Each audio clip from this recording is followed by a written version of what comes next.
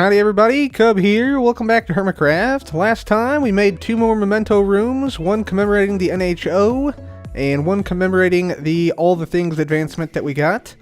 And I want to make a few quick adjustments here right at the start of the episode to this NHO area. A lot of you guys commented we should put some boats down because outside of B-Dub's house there was frequently boats everywhere, essentially. And, oh, that's interesting. You can't actually place down lily pads wherever there's a boat. Okay, that's cool. So we'll put some boats down right here in front of the NHO area.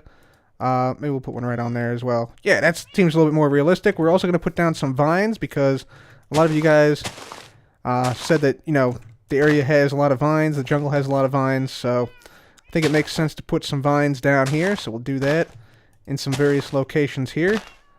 There we go, make it a little bit more realistic. Put some down like that, and let's put some on the side of the house as well, and then maybe over in there, and here. Perfect. Okay, cool. So that's that. So thank you guys for the suggestions on that. Last episode, we also made some improvements to our Mushroom Island. We added a bunch of flowers, like a dozen flowers. So we have a bunch of those now, and we also went ahead and fixed up our creeper farm so that there's no sand around the edge now. So that's what it's looking like now. Looking pretty decent. And so, I think today we're going to start off with some Ask Jarvis questions. So today's first Ask Jarvis question, coming from a viewer, is Iskall making a Vex trapped in a Scallium? Let's see what Jarvis has to say. Heck no, where'd you hear that? I heard it from a viewer. I mean, that's where I heard it. But yeah, apparently Iskall is not doing that. And it makes sense, right? Even if Iskall was making something like that, you can't trap a Vex in blocks. Like, Vex just go right through all blocks in Minecraft, including bedrock. So it's actually impossible to trap the Vex in any sort of, you know, chains or anything that, you know, he might try to imagine. So, yeah, the Vex are not being trapped because it's impossible to do that. The next Ask Jarvis question is, will I fly to the moon this episode?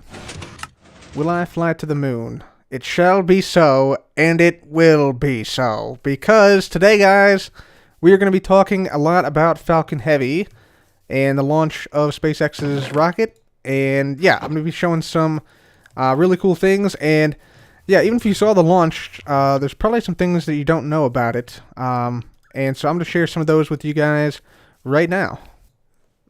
Alright, ladies and gentlemen, so welcome to the launch of the Falcon Heavy rocket, SpaceX's Falcon Heavy rocket.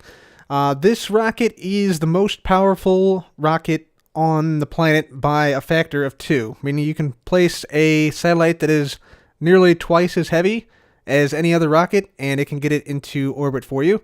So we're about to see the launch right here. Notice near the base of the rocket, a bunch of water comes out of those pipes. You can see it right there.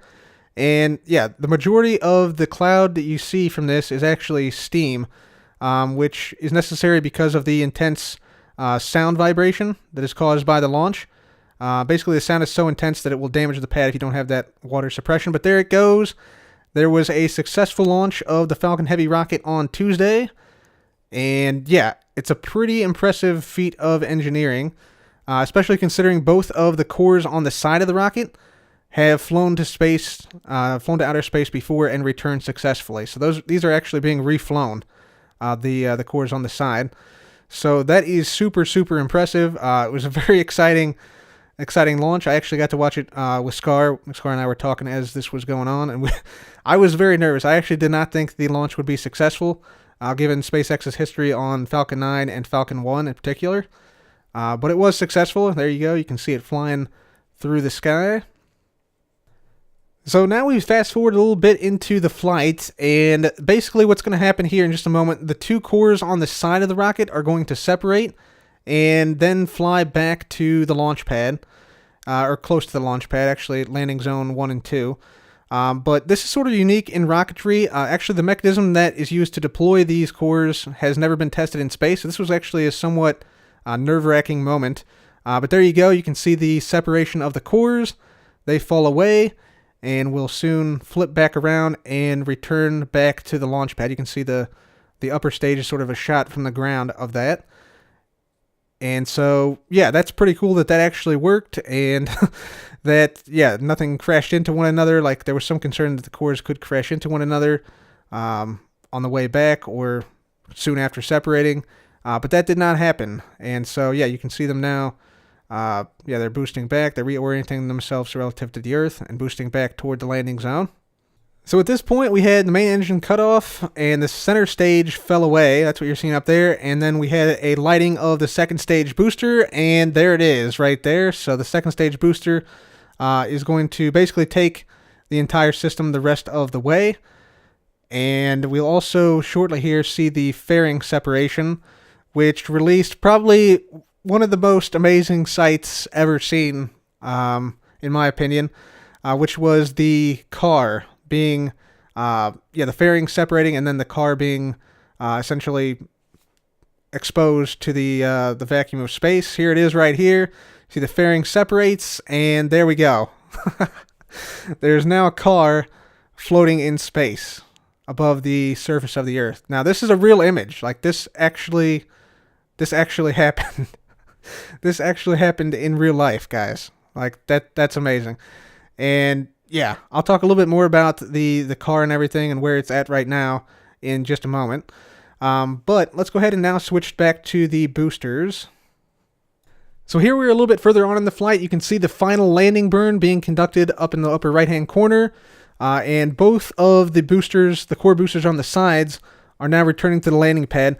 What's really significant about this, guys, is that no other government or company has ever even attempted this with a single booster, and here they go and do it with two boosters. Absolutely incredible feat of engineering. Like, I can't portray this any more like extravagantly. Like, this is a really significant milestone in space flight history. This is right up there with like the first launch of the Saturn V, in my opinion. Like, this really shows that, you know, retrieving cores in mass is now possible, which, again, no one else has even attempted this up to this point. Also, it's worth noting that the center core was also attempted to be recovered. However, it exploded when it hit the ocean at about 300 miles an hour because two of the three engines failed to ignite, because basically it ran out of fluid to ignite the engines. However, that's a pretty easy fix, and I anticipate that next time that Falcon Heavy flies, they will have fixed that issue, and yeah, they will successfully land the center stage as well. So that is pretty awesome. By the way, the fairing from when the car was, you saw the separation here with the car. The fairing was also attempted to be recovered, although I have not heard an update yet on if the fairing was successfully recovered. SpaceX do have a ship which can essentially catch the fairings that come off of the spacecraft, which are going to be really important when they unveil their second generation fairing, which is significantly more expensive than this generation's fairing. But I just wanted to sort of mention that. Also, a few more things I want to mention. The Falcon Heavy rocket itself, despite being the most powerful rocket currently flying today, is actually going to very soon become even more powerful, because essentially with this flight they flew two reused Falcon cores on each side that were from Block 3 and Block 4 of the Falcon 9 series, and they have recently developed an even more powerful version called Block 5, which they will fly exclusively now for Falcon 9 missions. So this is actually the least powerful version of Falcon Heavy that it will ever fly. So yeah, the world's most powerful rocket currently flying is about to get even more powerful. So yeah, very exciting. So now I want to talk a little bit about the Tesla Roadster and why they sent it into space. So essentially, this first launch of the Falcon Heavy is a test launch. Basically what that means is that companies and governments who send up satellites want to know that their very expensive, usually $1 billion plus satellite will not explode as the rocket explodes when it's in flight or on the launch pad.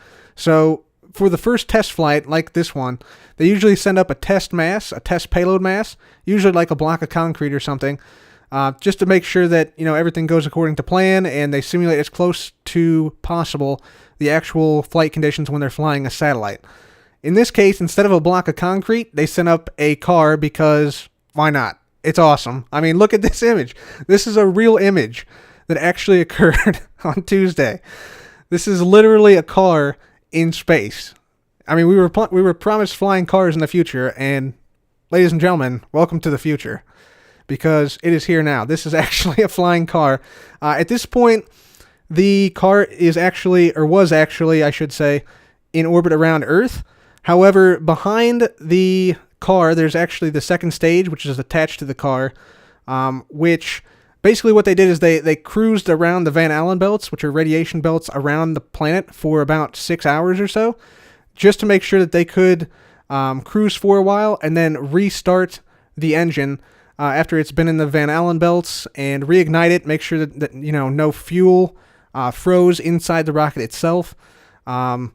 And yeah, then they were going to, and they did actually fire the rocket, and they fired the rocket until they actually ran out of fuel. So these are images from when the car was very close to Earth. However, now at this point, the car is on an orbital trajectory outside of Earth's sphere of influence. So it's leaving Earth entirely, and going out, it's going to pass the orbit of Mars. You can see this diagram here is actually the orbit of the Roadster, and the orbit the Roadster will take for the next several 100 million years, if not billions of years, unless it's perturbed, like small perturbations in the orbit, unless those accumulate over time. But yeah, essentially, the orbit of the car now will take it almost out to the asteroid belt, like just inside the orbit of the dwarf planet Ceres, which you can see right here. So it'll be just inside the orbit of Ceres. And then it will come back in just inside the orbit of the Earth, and then go back out to the asteroid belt and come back in, go back out, and they'll just keep on orbiting like that for billions of years. A couple other things I want to mention here. First of all, there's a mannequin inside the spacesuit, and the spacesuit is actually the real SpaceX spacesuits, which are functional as well as looking really, really cool. So these are the actual suits that astronauts will wear at the end of this year or early next year when SpaceX launches their Dragon 2 capsule to the International Space Station. So these are real spacesuits that actually function. They're the real deal. They are actually, functional spacesuits. So they don't only look cool, they also will protect astronauts in the very near future when they are launched into space on a Falcon 9. So that is really cool as well. Okay guys, so I don't want to go on too much here. I may make a separate video about the future of spaceflight and why now, right here, right now, February 2018 in the United States of America is the most exciting time in history for spaceflight.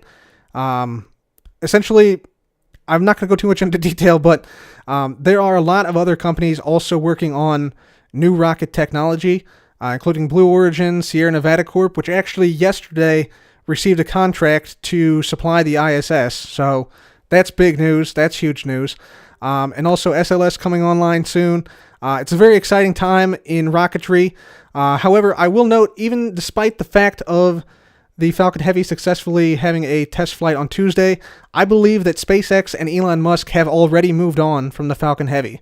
They finalized the Block 5 of Falcon 9, and they are now moving solely towards the BFR, which is the Big Falcon rocket, which is the rocket that SpaceX believes can open up the colonization of Mars. So stuff is happening very, very quickly in regards to rocketry, in regards to the future of spaceflight. I am super excited. I hope you guys are too.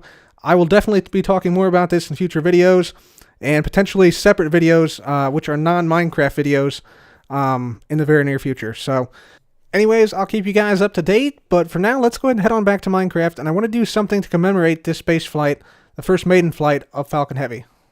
So ladies and gentlemen, there we have it. The maiden voyage of Falcon Heavy was a success, and that also represents a fairly significant advancement in rocketry and a feat of engineering.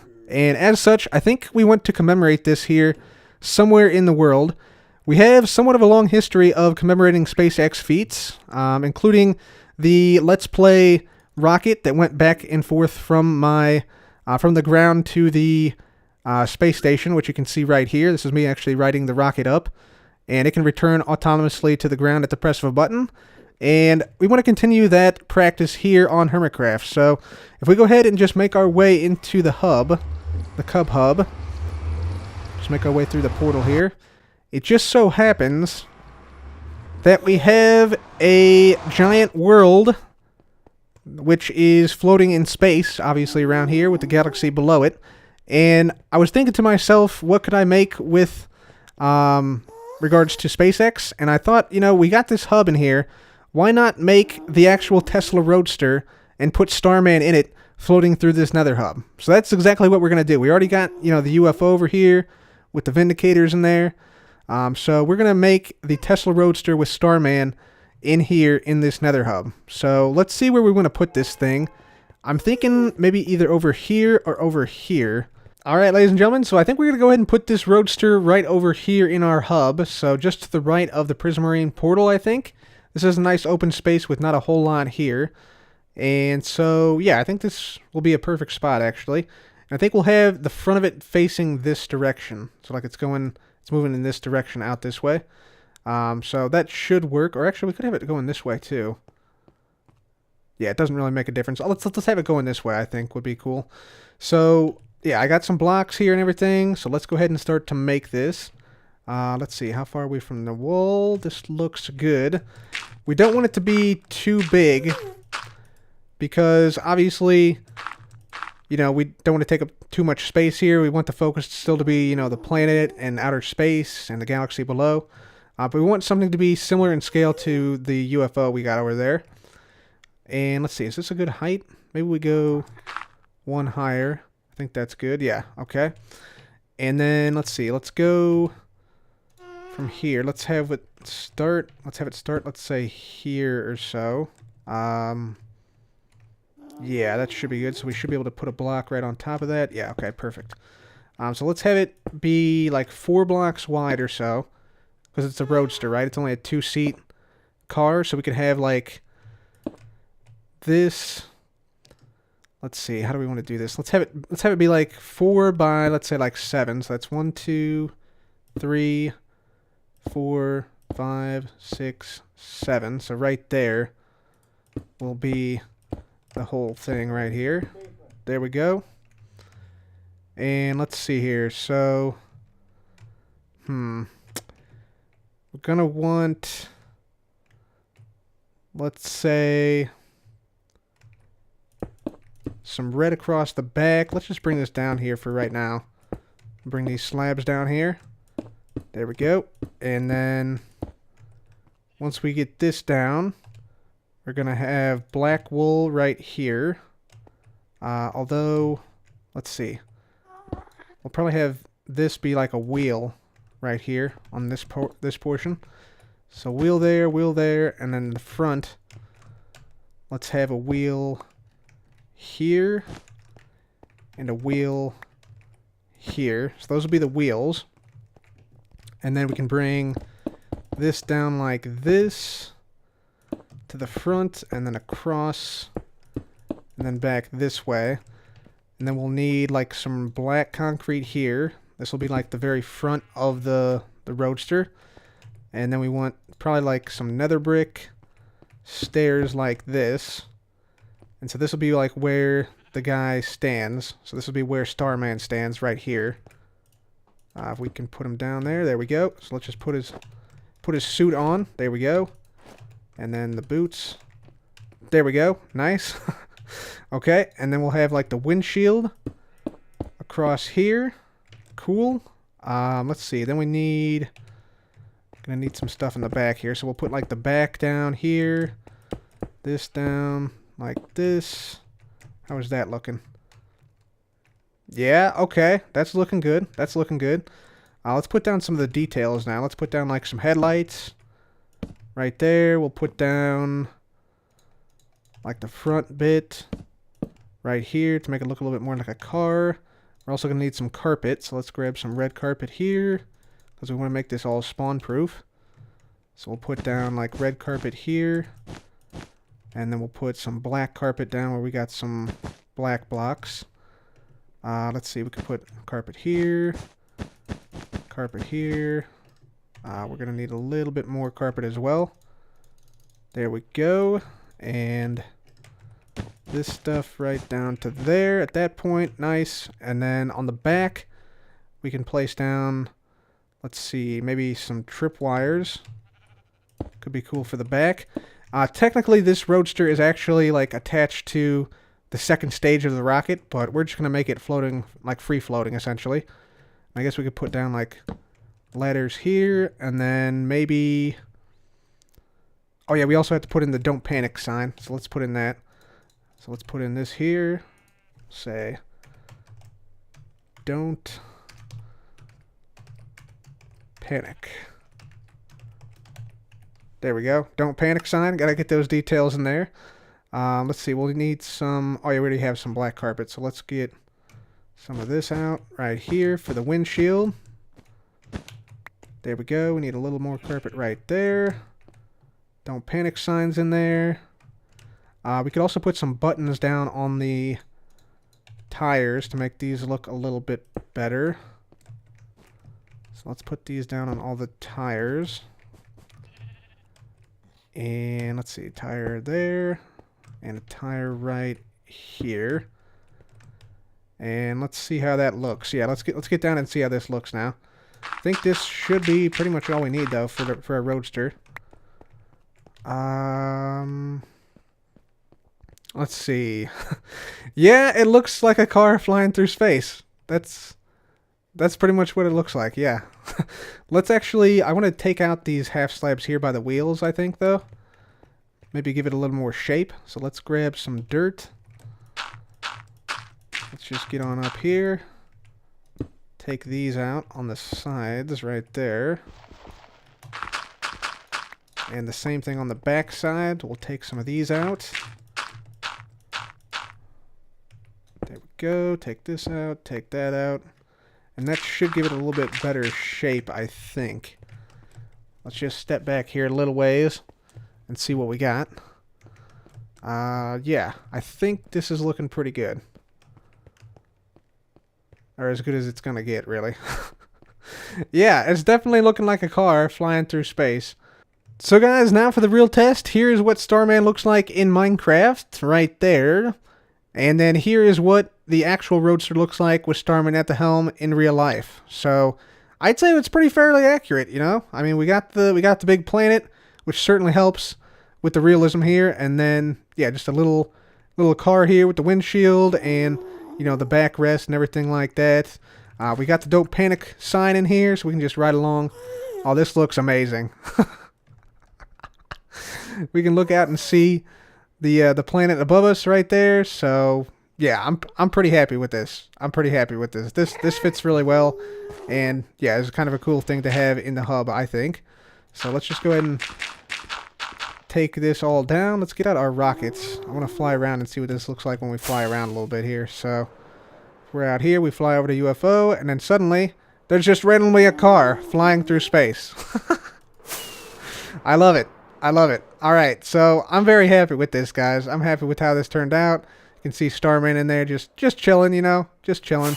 Flying through the cosmos like it's no big deal. So that's exactly what I wanted to see right there, and yeah, I'm pretty happy with it. So guys, we now have a car floating through our Cub Hub, much like there's a car floating through space right now in a heliocentric orbit about the sun. So, sounds kind of insane to say, but it absolutely is true as of this moment. Anyways, guys, I think that is going to have to be it for me today. I know I said I was going to do some Winter Olympics stuff this episode, but that's going to have to wait until a future episode. By the way, Winter Olympics starts tomorrow, actually today, rather, for you guys, since this is going to be out on Thursday. So Winter Olympics coming up, and yeah, I'm very excited about it. Hopefully you guys are too. And like I said, we'll try and do something regarding Winter Olympics in the next couple of episodes. But anyways, for now, guys, that is going to have to be it for me today. Thank you all so much for watching. This has been Cub. Goodbye.